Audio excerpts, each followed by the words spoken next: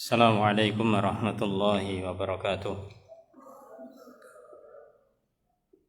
Innal hamdalillah nahmaduhu wa nasta'inuhu wa nastaghfiruh wa na'udzu billahi min shururi anfusina wa min sayyiati a'malina.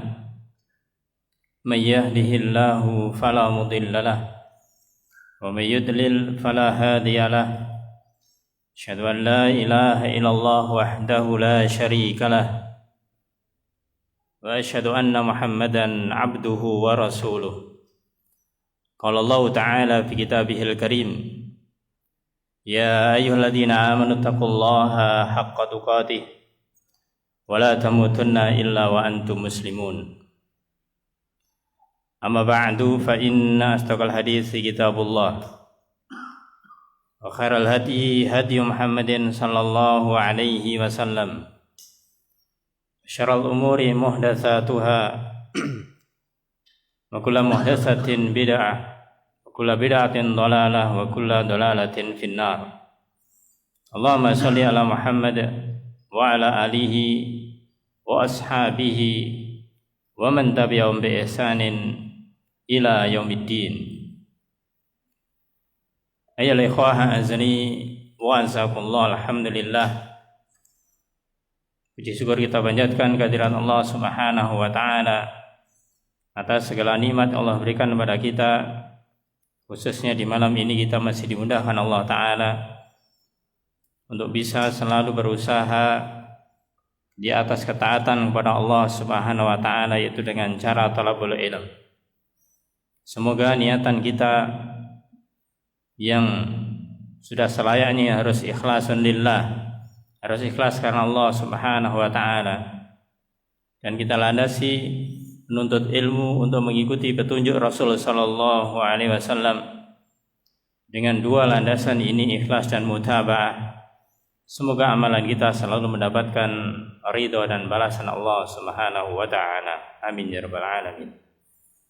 Ayolah ikhwah azani wa asallah jamaah salat maghrib yang semoga dengan Allah Subhanahu wa taala kita melanjutkan menyampaikan materi tentang tazkiyatun nufus, tazkiyatun nafas, yaitu penyucian jiwa, yang pada pembahasan sebelumnya kita masih menyampaikan tentang pintu-pintu syaitan, yang dimana pintu-pintu inilah setan memasuki ke dalam hati manusia.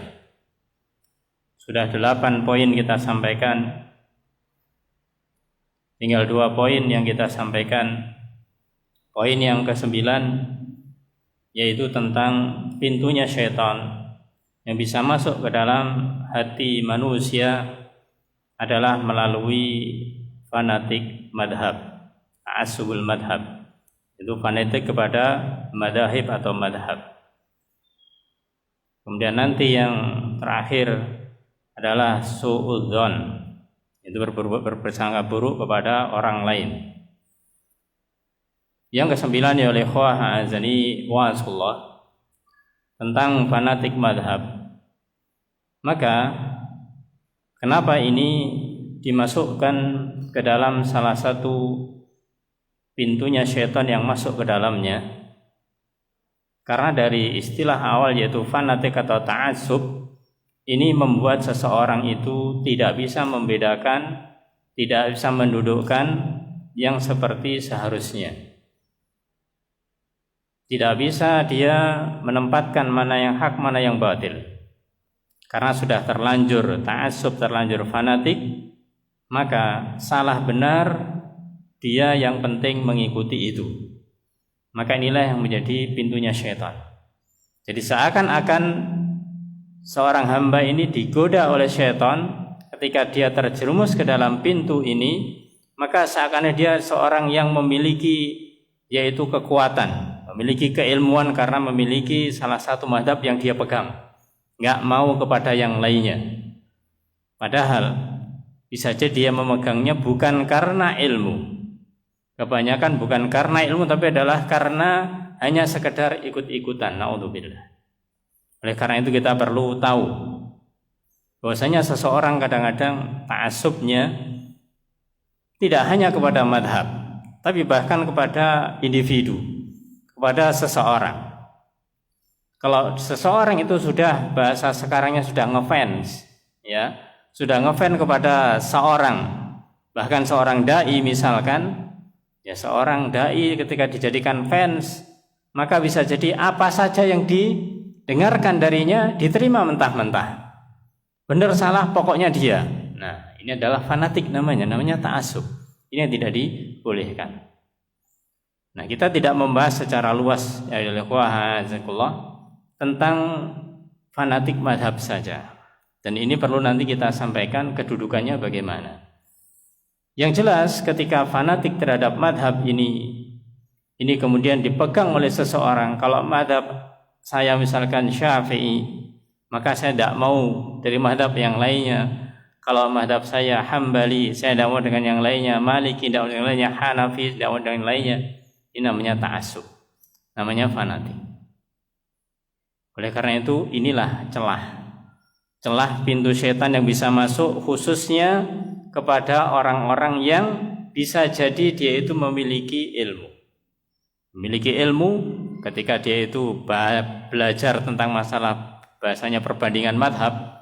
Madhab Hambali demikian, madhab Hanafi, madhab Maliki, madhab Syafi'i demikian. Ya, ini kalau menurut ana dari madhab ini yang cocok madhab ini, ya, yang cocok madhab ini, yang lainnya tidak cocok bagi ana. Saya pegang ini, ya, saya pegang ini, yang lainnya tidak. Nah, inilah yang akan bisa mengantarkan kepada ta'assub itu tadi.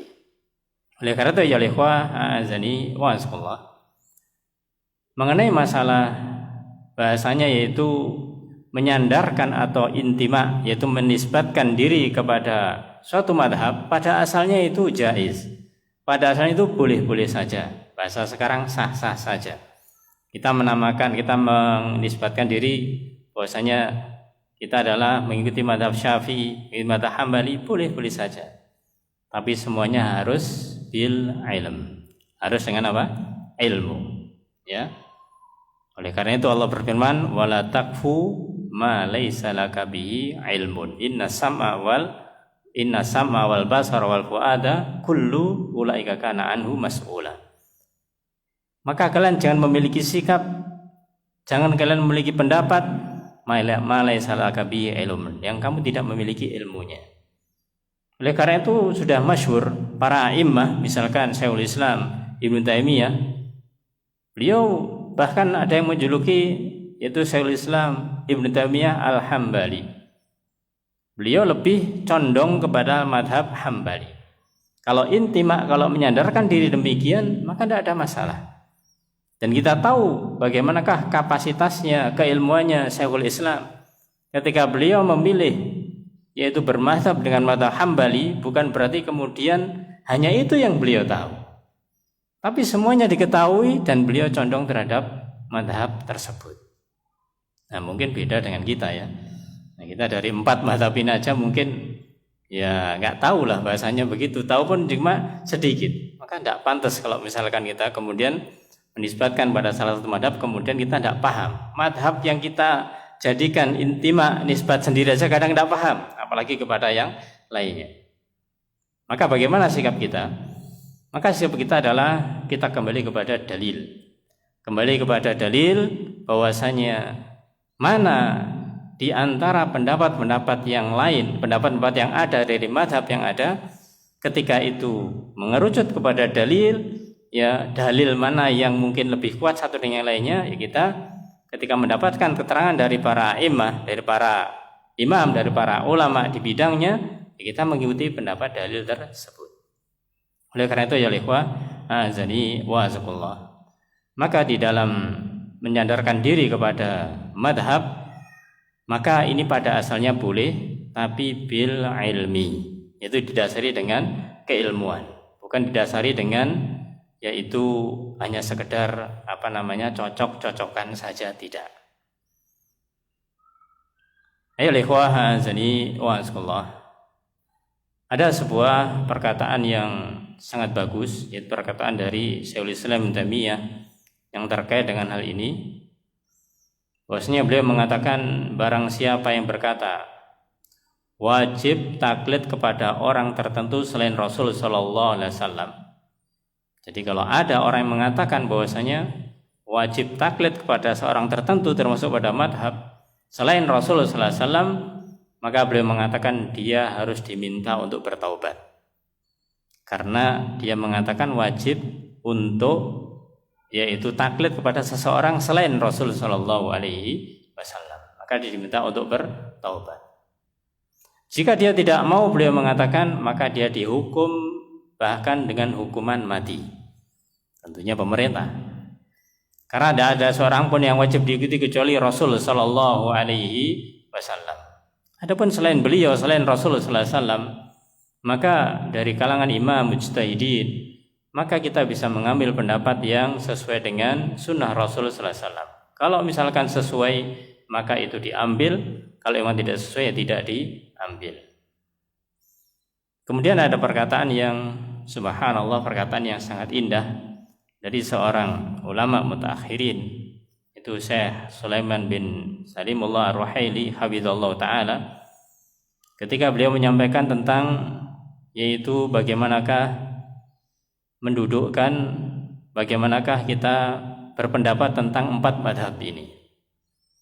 Beliau mengatakan bahwasanya saya mengamati para imam madhab yang 4, maka saya menemukan sesuatu yang agung. Ini tentunya dengan keilmuan beliau mengamati madhab Hanafi, madhab Maliki, madhab Syafi'i, madhab Hambali. Maka beliau mengatakan mereka sama-sama memiliki yaitu sesuatu, beliau menemukan sesuatu yang agung. Apa sesuatu itu? Mereka sama-sama menguasai ilmu Al-Quran. Mereka para imam madhab menguasai ilmu Al-Quran. Dan Allah subhanahu wa ta'ala memberikan kelebihan dari masing-masing imam madhab ini. Maka beliau katakan, maka Imam Malik dan juga Imam Ahmad bin Hanbal diberi kelebihan Allah Ta'ala dalam ilmu hadis. Kemudian Imam Syafi'i rahimahullah ta'ala diberi kelebihan di dalam ilmu yaitu bahasa Arab dan usul fikih. Sedangkan kelebihan dari Imam Abu Hanifah rahimahullah ta'ala adalah dalam masalah qiyas dan juga masalah yaitu logika. Maka beliau mengatakan, maka barang siapa mengetahui keutamaan mereka dan memilih pendapat yang terkuat dari mereka berempat, terkumpullah padanya kelebihan yang diberikan Allah Azza wa Jalla kepada mereka masing-masing. Jadi ini menunjukkan ya ikhwah azaniyatullah, bagaimanakah kita tidak hanya bahasanya gontok-gontokan madhab ini dan seterusnya. Hasil intinya, meskipun seseorang itu dia dibolehkan untuk berintima, untuk menisbatkan diri pada salah satu madhab, tapi tidak ada dari para imam sendiri yang mereka itu menyuruh untuk memakai pendapatnya saja, mengikuti pendapatnya dia sendiri. Tidak ada. Bahkan mereka semuanya dari para imam madhab menyampaikan yang diambil bukan dari qaul pribadinya, tapi dari dalil yang dibawakan. Kita nukilkan beberapa perkataan-perkataan dari beliau, yaitu para imam madhab ini. Contohnya diantaranya, yaitu perkataan dari yang pertama Al-Imam Abu Hanifah rahimahullahu ta'ala. Di antara perkataan yang disebutkan oleh beliau, maka beliau mengatakan la yahillu li ahadin ayya'khudha biqaulina ma lam ya'lam min aina akhadnahu. La yahillu li ahadin, tidak halal bagi seseorang ayya'khudha biqaulina, dia mengambil perkataan kami, perkataan saya, perkataanku yaitu perkataan Imam Abu Hanifah, ma lam ya'lam min aina akhadnahu, selama dia tidak tahu dari mana aku mengambilnya. Jadi tidak cukup saya Hanafi, terus kita ditanya apa dalilnya, pokoknya Hanafi. Nah, ini tidak bisa. Maka beliau sendiri mengatakan tidak boleh, ya, bahkan dikatakan la yahil, tidak halal. Beliau tidak ridho kalau ada orang menisbatkan pada dirinya tidak mengetahui dari mana beliau mengambil pendapat tersebut. Ayyuhal ikhwah azani wa asqullah. Kemudian di dalam perkataan yang lainnya beliau mengatakan, yaitu idza qultu qaulan yukhalifu kitab Allah. Kalau aku mengatakan suatu perkataan yukhalifu kitab Allah, yang menyelisihi kitab Allah, menyelisihi Al-Quran, wa khabar Rasul sallallahu alaihi wasallam, dan juga menyelisihi khabarnya, hadisnya Rasulullah sallallahu alaihi wasallam, berita dari Rasulullah sallallahu alaihi wasallam, fatsruku qauli, maka tinggalkanlah perkataanku. Ini perkataan dari Imam Abu Hanifah demikian. Kalau ada pendapatku menyelisihi Al-Quran dan menyelisihi sunnah Rasul sallallahu alaihi wasallam, hadis Rasul sallallahu alaihi wasallam, tinggalkan pendapatku. Yang artinya bahwasanya harus kembali kepada yang kuat, yaitu Al-Quran dan As-Sunnah. Ayyuhal ikhwah azani wa asqullah. Juga dari beliau, dan ini ada kemiripan dengan Imam Asy-Syafi'i, bahwasanya di dalam salah satu perkataan beliau juga mengatakan idza sahhal hadis fa huwa madhhabi. Imam Asy-Syafi'i juga memiliki perkataan yang demikian. Jadi idza sahhal hadis fa huwa madhhabi. Jika sahih suatu hadis, itulah madhabku. Jadi madhabnya bukan karena dirinya, tapi karena hadis.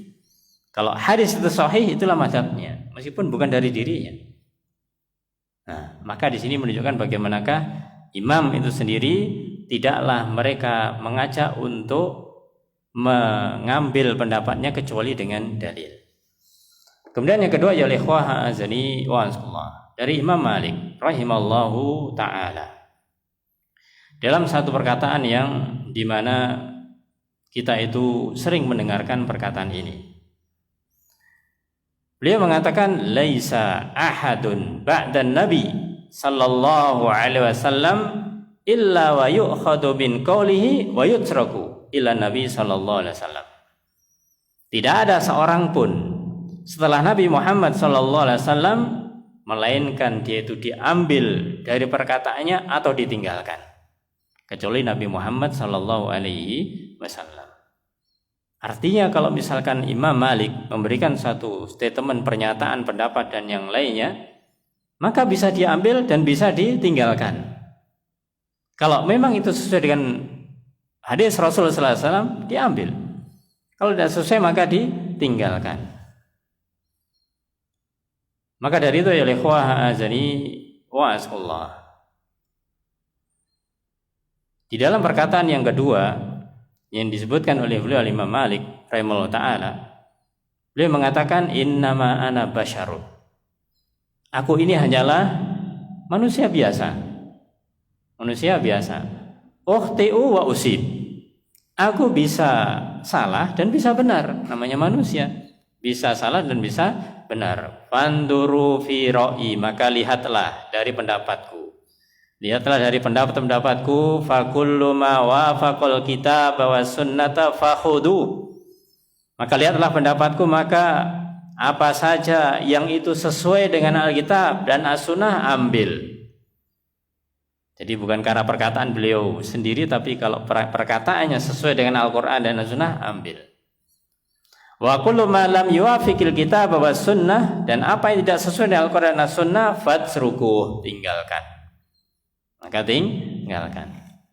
Ini yang dikatakan oleh Imam Malik rahimahullahu ta'ala. Kemudian perkataan dari Imam Asy-Syafi'i rahimahullahu ta'ala. Ini untuk kita sampaikan supaya tahu bahwasanya kita itu jangan sampai ta'assub, jangan sampai kita itu fanatik. Ya, jangan sampai fanatik, karena yang difanatiki yaitu madhab sendiri memerintahkan untuk kembali kepada Al-Quran dan As-Sunnah. Di dalam beberapa perkataannya, maka kita nukilkan di antaranya tadi sudah kita sampaikan. Beliau menyampaikan idza sahhal hadis fa huwa madhhabi. Kalau ada sah suatu hadis, benar suatu hadis, maka itulah madhabku. Kemudian ya ikhwah azani wa asqullah, di dalam perkataan dari beliau yang lainnya, beliau mengatakan, ajma'al muslimuna ala annahu man istabana lahu sunnatan an Rasulillah sallallahu alaihi wasallam lam yahillu li ahadin ayyada'a li qauli ahadin. Orang-orang muslim telah bersepakat, ijma', ala annahu bahwasanya man istabana lahu sunnatan an Rasulillah, barang siapa sudah jelas baginya sunnah dari Rasulullah sallallahu alaihi wasallam, kalau datang kepadanya sudah jelas itu adalah dari Rasulullah sallallahu alaihi wasallam, hadis yang sahih dari Rasulullah sallallahu alaihi wasallam, lam yahil li ahadin, maka tidak halal bagi seseorang ayyada'aha li qauli ahadin, untuk meninggalkan dalil itu karena mengikuti pendapat seseorang, termasuk pendapat beliau. Nah, maka ini menunjukkan bagaimanakah beliau juga mengarahkan bahwasanya pendapat-pendapat dari beliau kalau sesuai dengan hadis maka diambil, kalau tidak ya ditinggalkan. Ayo ikhwah azani wa azakullah. Adapun yang terakhir itu perkataan dari Imam Ahmad bin Hanbal rahimallahu taala. Maka beliau mengatakan di dalam salah satu perkataannya, yaitu la tuqallidni, jangan kalian taklid kepadaku. Beliau mengatakan jangan kalian taklid kepadaku, ngikuti tapi tidak tahu dalilnya, namanya taklid. Maka kata-kata taklid ini adalah bahasa kita konotasinya negatif, arahnya itu ke negatif. Kalau istilah taklid itu arahnya negatif. Kalau mengikuti tapi arahnya positif, istilahnya adalah ittiba, mengikuti tapi dengan dalil, itu namanya ittiba. La tuqallidni, jangan kalian taklid kepadaku. Wala tuqallid Malikan, dan jangan kalian taklid kepada Imam Malik. Jangan taklid kepadaku, jangan taklid kepada Imam Malik. Wala Syafi'i, dan jangan taklid kepada Imam Asy-Syafi'i. Wala Al-Auza'i, dan juga Al-Imam Al-Auza'i. Wala Thawri, dan Imam Ats-Tsawri. Wa khud min haitsu akhadu, tapi ambillah dari mana mereka mengambil. Dalil apa yang dipakai dasar oleh mereka. Ini perkataan Imam Ahmad bin Hanbal rahimallahu ta'ala. Sehingga dari sini ya ikhwah azani wa azakullah, bahwasanya tidak ada dari para imam itu sendiri yang mereka yaitu mengajarkan bahwasanya madhabnya adalah salah satu madhab yang harus dipegang dan tidak memegang yang lainnya. Bahkan sebenarnya di dalam sejarah tidak pernah yang namanya imam madhab ini mereka mengatakan bahwasanya saya imam madhab ini, tidak pernah. Karena apa? Karena di bahasanya yaitu dijadikan imam madhab oleh generasi yang setelahnya atau orang-orang yang setelahnya, karena memiliki memang pendapat-pendapat yang terkumpul seperti Imam Malik memiliki kitab Muwatta, kemudian masih Imam Al-Um dan seterusnya. Maka karena mereka memiliki yaitu pendapat-pendapat demikian, sehingga mereka itu dijadikan sebagai imam madhab. Tapi semuanya yang jelas bahwasanya tidaklah ada di antara mereka yang menyuruh, yang menyarankan, yang menghimbau untuk mengikuti madhab pribadinya, tapi malah disuruh mengambil dari mana para imam ini mengambil pendapat tersebut, asalnya atau sumbernya, itu dari Al-Quran dan As-Sunnah. Sehingga di sini ya ikhwah azali wasallam, maka jelaslah bagi kita bahwasanya kalau kita menempatkan pada tempatnya, maka boleh kita itu mengambil pendapat sekali, pendapatnya Imam Ahmad, lain waktu pendapatnya Imam Syafi'i, lain lagi waktu Imam Malik dan seterusnya. Kita tidak hanya sekedar mengambil karena imamnya, tapi karena dalil. Nah, mungkin yang menjadi pertanyaan bagi kita, bagaimana kita bisa memilih dan memilah pendapat mereka, ya? Karena kita sendiri juga tidak banyak mengetahui. Artinya kita belum bisa mempelajari satu persatu dari mereka. Maka jawabannya fas'alu ahla dzikri in kuntum la ta'lamun. Maka tanyakan kepada yang lebih tahu, ya, yang memiliki yaitu ilmu, jika kita tidak mengetahuinya. Bukan kita sebagai orang yang memvonis, Oh, Imam Ahmad demikian, Imam Malik demikian, Imam Syafi'i demikian, Imam Hanbal demikian. Oh, berarti yang benar ini. Misalkan demikian. Kita itu belum tentu memiliki kemampuan kapasitas untuk seperti itu. Maka tanyakan kepada ahlinya.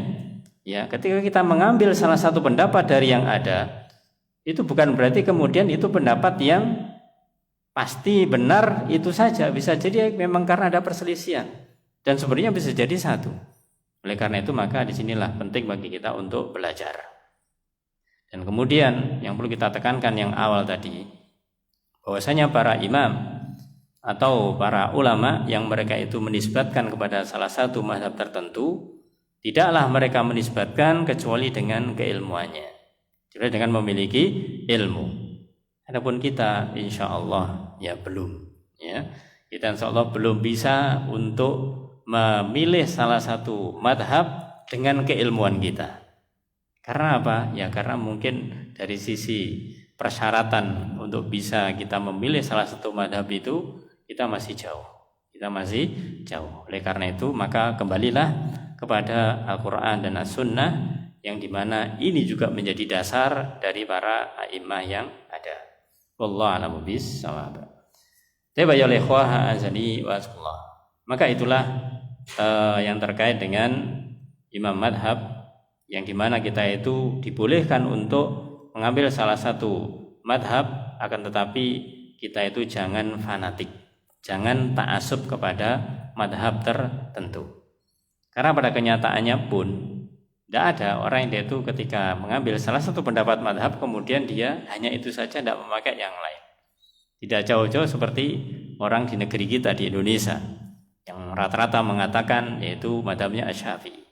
Ketika mereka pergi katakanlah umroh atau haji, ya mungkin bisa jadi mereka alih pendapat ketika di sana karena tidak sama di sana, ya. Maka di sini bagi kita yang penting adalah ilmunya, adalah keilmuan di dalam kita mengamalkan suatu atau sesuatu amalan tertentu. Ayo ikhwah azani wa asqullah. Kita masuk kepada yaitu pintu setan yang bisa masuk pada hati manusia yang terakhir, yaitu suudzon, berburuk sangka. Berburuk sangka atau suudzon, maka di dalam ayat Allah Subhanahu wa taala dalam surat Al-Hujurat ayat yang ke-12, maka Allah Subhanahu wa taala berfirman, ya ayyuhalladzina amanu jtanibu katsiran minadh-dhonni inna ba'dadh-dhonni itsmun. Yang artinya ya ayyuhalladzina amanu, wahai orang-orang yang beriman, ijtanibu katsiran minadh-dhonni, jauhilah oleh kalian katsiran, itu kebanyakan dari dhon, persangkaan. Inna ba'dadh-dhonni itsmun, karena sebagian dari persangkaan itu adalah ism, adalah dosa. Ya ikhwah azani wa azakullah. Ayat ini adalah merupakan ayat dasar atau ayat asalnya hukum suudzon. Asalnya hukum suudzon, berburuk sangka kepada orang lain yang di sana di situ harus kita jauhi. Yang artinya bahwasanya suudzon pada asalnya adalah sesuatu yang memang harus ditinggalkan. Meskipun nanti ada mungkin perkecualian, tapi secara umum, secara asal, secara dasar suudzon itu tidak boleh. Begitu. Apalagi dipertegas di dalam hadis Rasulullah SAW, dalam hadis yang sahih riwayat Bukhari dan Muslim, beliau bersabda, iyyakum wadzon, hati-hatilah kalian, jauhilah oleh kalian yaitu adzon, persangkaan. Fa inna dzanna akdzabul hadis, karena dzon, persangkaan adalah merupakan perkataan yang paling dusta. Kalau kita pikir ya ikhwah azani wa asqullah, orang berprasangka itu biasanya belum sampai terucap, ya kan? Orang berprasangka biasanya belum sampai terucap, masih menyangka saja. Orang ini kayaknya seperti ini, belum sampai terucap. Tapi di dalam hadis dikatakan fa inna dzanna akdzabul hadis, karena persangkaan itu adalah hadis, yaitu ucapan, perkataan yang paling dusta. Kenapa? Ya karena tidaklah seseorang itu suudzon kecuali dia itu diucapkan. Orang kalau dia itu dikatakan orang ini suudzon karena dia mengucapkan apa yang dia suudzoni.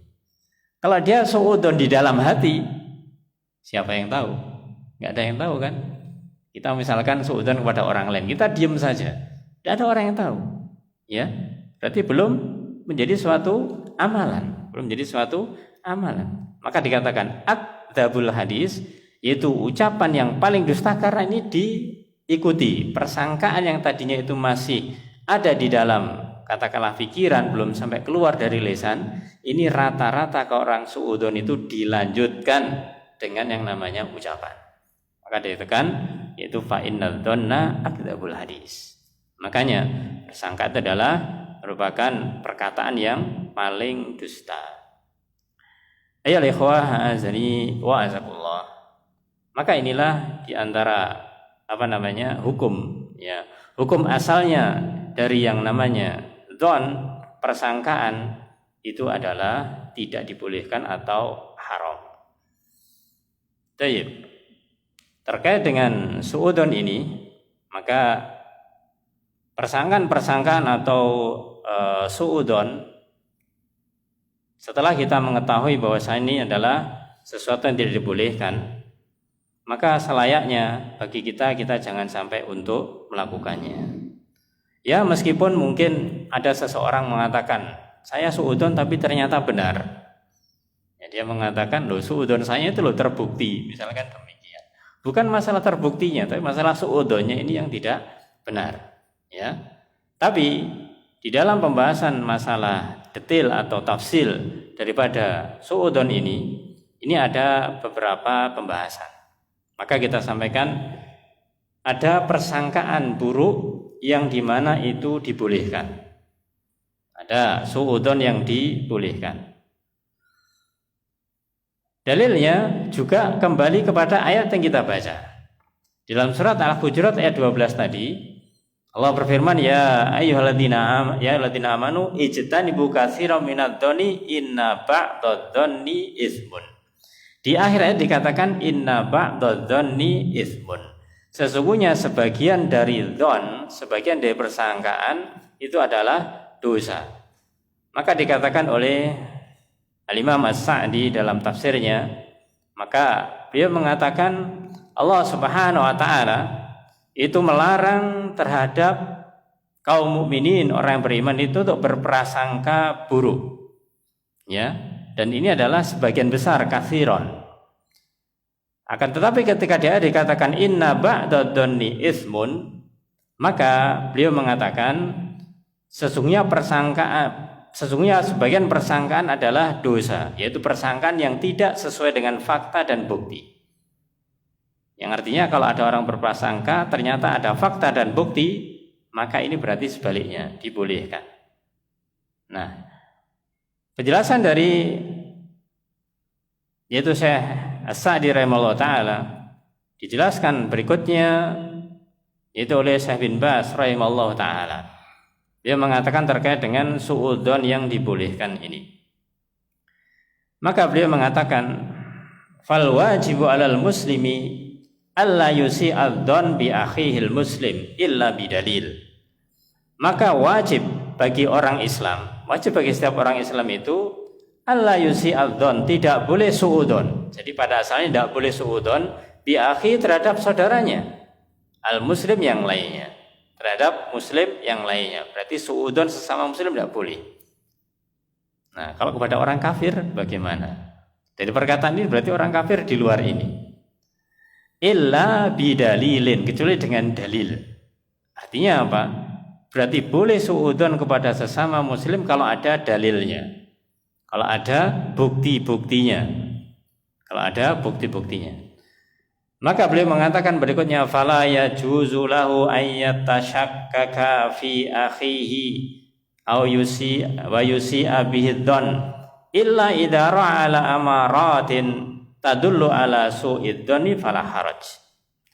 Maka beliau mengatakan fala yajuz lahu, maka tidak boleh baginya untuk ragu-ragu terhadap saudaranya. Maksudnya ragu itu meragukan kebaikan saudaranya. Pada asalnya yaitu al-mu'minu akhul muslim, akhul mu'min atau al-muslimu akhul muslim. Seorang muslim adalah saudara muslim yang lainnya. Namanya saudara memiliki kebaikan. Maka beliau mengatakan kita tidak boleh meragukan orang muslim yang lain punya kebaikan. Karena dia punya kebaikan, maka kita jangan kemudian suudzon saja. Kita harus yakin dia punya kebaikan. Meskipun kita punya persangkaan yang buruk, tapi dia punya kebaikan. Makanya jangan dilihat dia buruknya saja, ada baiknya. Maka dikatakan sini, ya wasi udon bihi, dan dia suudzon kepada saudaranya. Illa, kecuali idza ra'a ala amarat, kecuali kalau dia melihat amarat, yaitu tanda-tanda tadullu ala su'idzon fala haraj, yang menunjukkan tanda-tanda yang menguatkan suudzon, maka itu dibolehkan. Maka itu dibolehkan. Jadi harus dilihat tanda-tandanya ke perbuatan buruk yang kita suudzon itu ada apa tidak. Bukan hanya persangkaan, ada mungkin, tidak juga mungkin tidak, tapi memang ada tanda-tandanya. Nah, untuk lebih jelasnya maka beliau juga mengatakan di dalam perkataan yang lainnya yang lebih rinci. Fal wajib ala kulli muslimin. Ibn Baz mengatakan rahimahullah taala, wajib bagi orang Islam itu yaitu rajulun, baik dia itu seorang muslim laki-laki, awim ra'atun, rajulin awim ra'atin, laki-laki ataupun perempuan, al wajib al hadru min su'idzon, maka dia wajib untuk menjauhi suudzon ini. Laki perempuan asalnya tidak boleh suudzon. Illa bi asbabin wadihatin, kecuali dengan sebab-sebab yang jelas. Dengan sebab-sebab yang jelas. Wa illa, maka jika tidak ada sebab yang jelas, fal wajib tarkud dzanni as-sayyi. Maka kalau dia tidak ada sebab yang jelas, wajib untuk meninggalkan suudzon ini. Tidak boleh suudzon.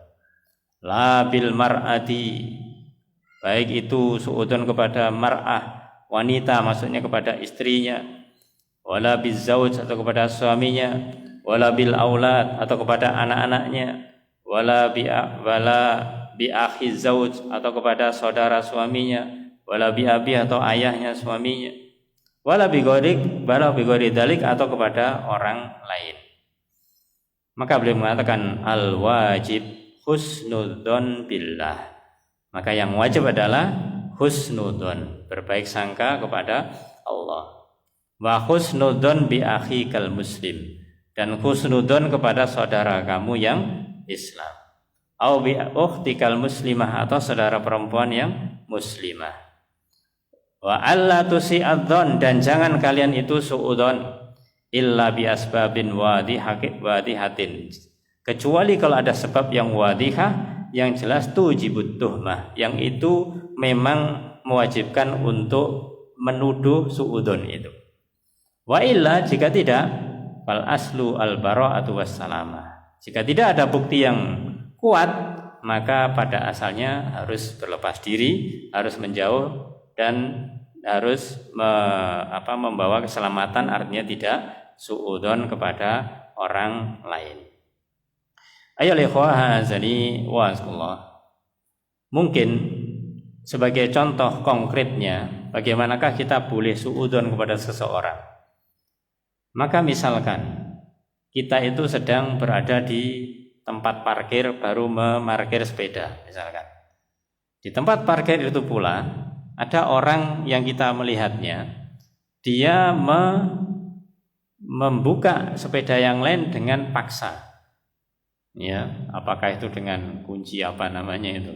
Ya, dengan paksa. Kita tahu dia itu bukan miliknya, karena dia katakanlah tengok-tengok ke sana kemari, kemudian dia itu masukkan kunci T atau kunci apa dengan paksa, kita juga tahu. Maka ketika kita melihat tanda-tanda semacam itu, jangan husnudzon, ya. Oh, itu orang itu mungkin sepedanya sendiri. Kenapa sepedanya sendiri kok bingung mau ngambil? Ya, tengok-tengok dan yang lainnya, apalagi memaksa. Maka kita suudzon karena ada tanda-tanda yang jelas. Tanda-tanda yang jelas bahwasanya orang itu mau mencuri, maka ini boleh. Ini boleh kita suudzon kepadanya karena sudah melihat tanda-tanda yang jelas. Tapi kalau orang misalkan baru parkir, ada orang lagi juga datang baru parkir, karena kita asing saja pada dia, oh jangan-jangan dia nanti akan mencuri, tak tunggui dulu di sini sampai lama. Ini suudzon ini. Ini suudzon karena belum melakukan action ya, belum beraksi apa-apa. Kalau sudah melakukan aksi baru kita katakan bahwasanya itu adalah orang yang mau mencuri, itu boleh karena ada tanda-tanda yang jelas. Atau mungkin contoh yang lainnya, kita sedang jalan satu jalan, ketika di katakanlah pertigaan jalan yang agak sepi, ya ada segerombolan pemuda yang dia itu kayaknya teler, bahasanya demikian. Ya, kita kemudian suudzon, ini paling barusan minum ini. Enggak ada di situ tempat minumnya, mungkin enggak ada, tapi dari gelagatnya, ngomongnya itu juga enggak jelas, kemudian sempoyongan jalannya. Ini adalah amarat, adalah tanda-tanda yang jelas. Maka kita kalau suudzon ini paling barusan minum, ini boleh. Karena ada tanda-tanda yang jelas. Maka dari itu ya ikhwah, azanillah, inilah suudzon yang dibolehkan. Ya ikhwah, azani wa azakullah. Kemudian kita sampaikan yaitu suudzon yang dibolehkan dari perkataan Syekh Shalih Utsaimin rahimallahu taala. Dia mengatakan terkait dengan suudzon yang dibolehkan, yaitu yuhramu suudzoni bi muslimin. Diharamkan suudzon kepada orang Islam. Jadi pada asalnya kita tidak boleh suudzon kepada sesama muslim. Ammal kafiru, adapun kepada orang kafir, fala yuhramu suudzon fi, maka tidak diharamkan suudzon kepada mereka. Ini karena menjadi konsekuensinya, bahasanya yaitu mafhum mukhalafahnya. Kalau tidak boleh suudzon kepada orang muslim, maka boleh kepada orang kafir. Ya. Kenapa ini dibolehkan? Beliau mengatakan li'annahu ahlu lidzalik. Karena mereka orang-orang kafir adalah ahlinya hal itu. Ahlinya apa? Namanya suudzon, berburuk sangka. Mereka ahli di dalam berbuat keburukan. Orang-orang kafir, mereka sudah biasa melakukan perbuatan keburukan. Karena mereka tidak memiliki yaitu yang namanya keimanan kepada Allah Ta'ala, sehingga berbuat keburukan sudah menjadi kebiasaan mereka. Ya, kebiasaan mereka. Maka beliau mengatakan boleh. Ya, boleh suudzon kepada orang kafir, itu dibolehkan. Wa amma man arafa bil fusuki wal fujuri. Adapun kepada orang yang dia tahu yaitu al fusuk, itu orang yang berbuat fasik, wal fujur, dan berbuat fujur, keji atau maksiat, fala haraja an nusi adzon nabi, maka kita juga tidak ada dosa untuk suudzon kepadanya.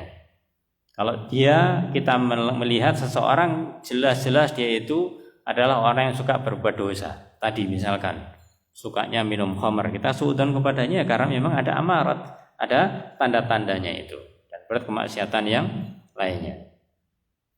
Li'annahu ahlu lidzalik, karena mereka sudah terbiasa dengan hal itu. Namun beliau sampaikan di perkataan berikutnya, wa ma hada, meskipun demikian, la yambagi lil insan, maka tidak selayaknya bagi seseorang ayyatatabba'a auratin nas, maka tidak selayaknya bagi seorang, khususnya muslim ini, mereka itu mencari-cari yaitu kesalahan orang lain. Mereka mencari-cari yaitu keburukannya orang lain. Wa yabhasu anha, dan mereka membahasnya, mencarinya. Oh, ini salahnya begini, salahnya begitu. Maka tidak layak untuk mencari-cari kesalahan orang lain. Kita misalkan tahu ada seseorang ini tadi misalkan dia ahlu syurbil khamr. Alhamdulillah, dia biasa minum khamr, tapi dia muslim. Maka ketika dia itu sedang dalam keadaan sehat, dalam keadaan dia itu tidak minum, ya, dan dia dalam keadaan itu mungkin suatu saat bisa jadi masuk masjid misalkan, maka saat itu tidak selayaknya untuk suudzon, Suudzonnya wah ini masuk masjid paling-paling supaya nanti tidak dicemooh lagi sama orang lain, sama manusia dan yang lainnya. Enggak boleh. Karena dia tidak memberikan, tidak menunjukkan tanda-tanda minum khamr. Dia sedang tidak minum khamr itu. Tapi kalau dia pas yaitu minum khamr atau setelah minum khamr, ya ini baru kita katakan kita suudzon padanya, itu benar. Maka jangan mencari-cari. Li'anna qad yakunu mutajassisan bi hadzal amal. Karena itu maka itu bisa terjerumus dalam sikap tajassus, yaitu mencari-cari kesalahan orang lain. Ayyuhal ikhwah azani wa azakumullah. Begitu juga suudzon yang dibolehkan itu adalah suudzon kepada musuh ketika ada satu peperangan dan yang lainnya. Enggak boleh kita husnudzon kepada musuh. Musuh datang kepada kita membawa pedang. Ya, kita kemudian mengatakan, oh paling-paling dia tidak mau membunuh kita. Ya jelas mati kita kalau seperti itu. Ya, sudah jelas-jelas membawa pedang gitu, kita masih husnudzon. Tapi maka ini tidak dibenarkan. Maka perkataan dari Abu Hatim Al-Busti rahimahullah taala, beliau mengatakan, man bainahu wa bainahu adawatun aw syahna fi dinin aw dunya. Orang yang memiliki permusuhan dan orang memiliki pertarungan dengan seseorang dalam masalah agama dan masalah dunia, ya khaufu ala nafsih, yang dia itu khawatir terhadap dirinya, mengancam keselamatan jiwanya, mukrihun, atau dia itu membuat, yaitu memaksa, makar, fahina idin yalzamu suudzon. Maka saat itu maka boleh untuk suudzon bimaka idi wa makrihi.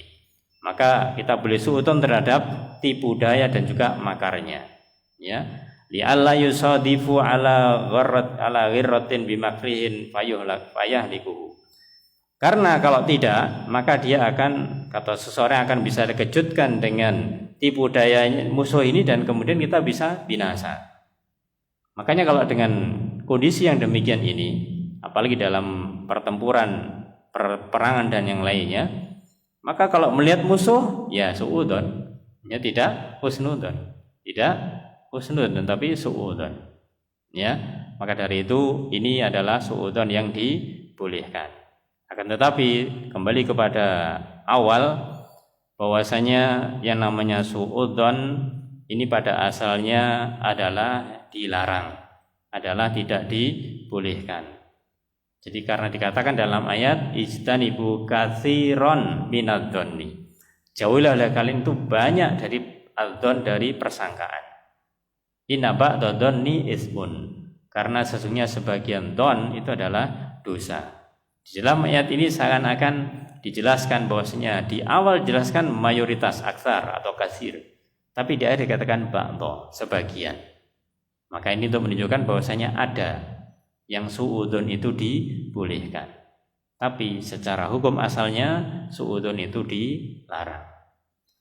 Maka ayyuhal ikhwah azani yazkullah, dari sini kita bisa mengambil faedah bahwasanya syaitan itu diantara pintu-pintu untuk menggoda manusia supaya terkena pengaruhnya adalah lewat pintu suudzon ini. Dan ini banyak sekali. Ini banyak sekali dan sering terjadi, bahkan mungkin menimpa diri kita. Bagaimanakah kita itu untuk bisa menahan hal ini, untuk bisa mengurangi hal ini? Jawabannya tadi di awal dikatakan di sini bahwasanya kalau kita sesama muslim, ya, maka seorang muslim bagaimanapun keadaannya dia itu masih punya kebaikan. Ketika banyak keburukan yang dia lakukan, maka kita lihat kebaikannya terlebih dahulu. Ini tujuannya adalah untuk mengerem suudzon, kita. Ya, karena kalau tidak seperti itu, sudah nanti seakan-akan saudara muslim kita ini tidak ada kebaikannya sama sekali, sehingga kita suudzon terus. Ya, apalagi kalau misalkan suudzon itu sudah berantai. Jadi seorang si fulan ini kemudian katakanlah si B, si A ini disuudzoni si B ngomong ke si C akhirnya juga ikut suudzon, D juga ikut suudzon dan seterusnya. Itu nanti malah dosa berantai, itu nanti namanya dosa berantai. Na'udzubillah min dzalik. Itulah ya ikhwah azani wasallallahu 10 ya pintu syaitan yang harus kita waspadai Karena dengan 10 pintu ini kita ketika mengetahui itu adalah pintu syaitan, kita berusaha untuk menghindarinya, mencegahnya, dan bahkan bisa menolaknya. Semoga Allah SWT memudahkan kita untuk memahami pintu-pintu ini dan kita diselamatkan dari godaan syaitan dan kita dimudahkan untuk selalu bisa berada di atas ketaatan kepada Allah Subhanahu wa taala. Amin ya rabbal alamin. Wallahu a'lam bishawab. Kita akhiri dengan kafaratul majelis. Subhanakallahumma bihamdika asyhadu an la ilaha illa anta astaghfiruka wa atubu ilaik. Assalamualaikum warahmatullahi wabarakatuh.